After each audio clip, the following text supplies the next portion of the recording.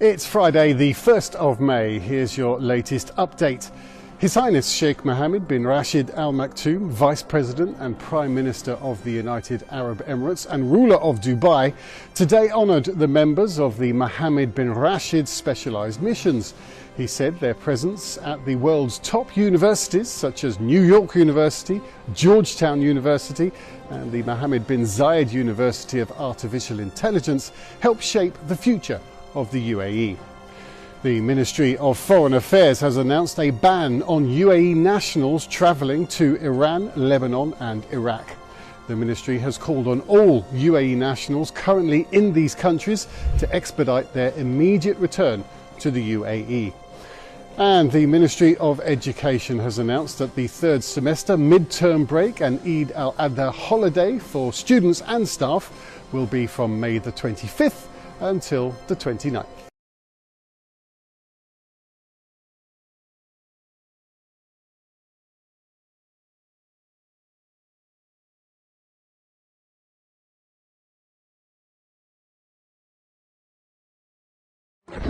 After weeks of Iranian missile and drone strikes, this U.S. military base in the Gulf is transformed.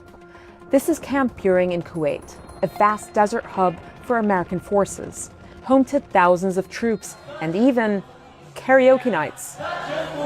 It's one of many U.S. military facilities in the oil-rich Arabian Peninsula targeted by Iran, even as the U.S. and Israel pummeled its large arsenal. So just how hard has America's footprint in the Middle East been hit? A CNN investigation found evidence of unprecedented destruction. We can reveal that strikes damaged at least 16 U.S. installations across 8 countries. According to our analysis and sourcing, that's the majority of American military positions in the region, and some of them are virtually unusable now. Iran's targets?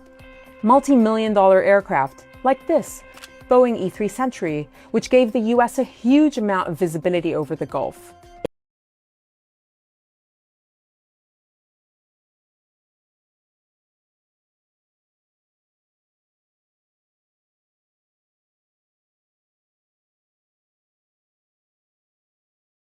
So the prices today have hit a 4-year high, and oil is trading at over $125 per barrel. Just to put it in context a little bit, we are only $20 away from prices, record high prices we've seen in 2008.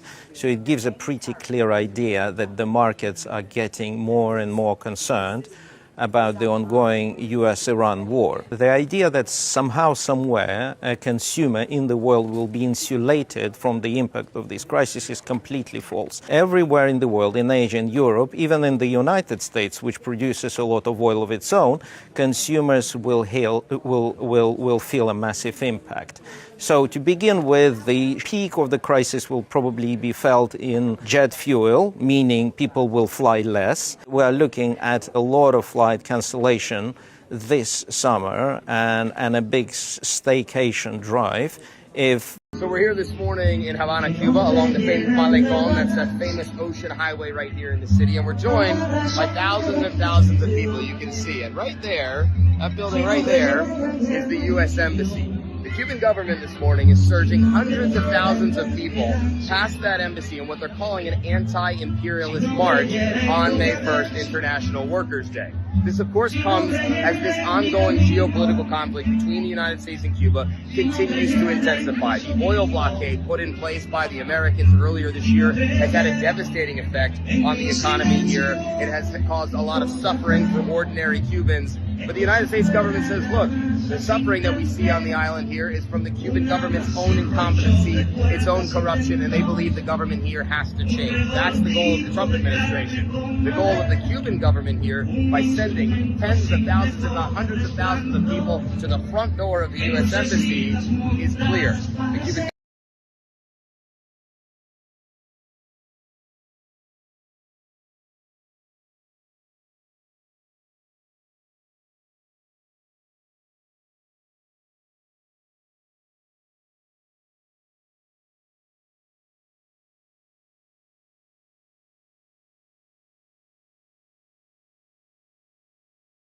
State visits can be revealing. The King and Queen have been on show all week in Washington and New York, and we've learnt a few things. First, that speech to Congress. By royal speech standards, it was a total showstopper from the King.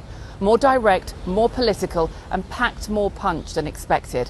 Whatever your view of royalty, it showed a king standing up for the UK in the face of criticism. And linked to that, the jokes. The King was funny, often with an edge and a poke. Humour can be a tool of soft diplomacy. The King used it, the crowd loved it. Then handling President Trump and his freewheeling ways. The King took it in his stride, often with a wry smile or a point and a laugh here. It was a reminder that he has decades of experience handling challenging leaders. And then what does this all do for how people view the royal family? Well, it's incredibly helpful. It's been a really rough few months for royalty. The situation in Iran is at a standstill, and President Trump just said that U.S. negotiators aren't flying 18 hours anymore for peace talks, and instead that they're talking to Iran, quote, telephonically.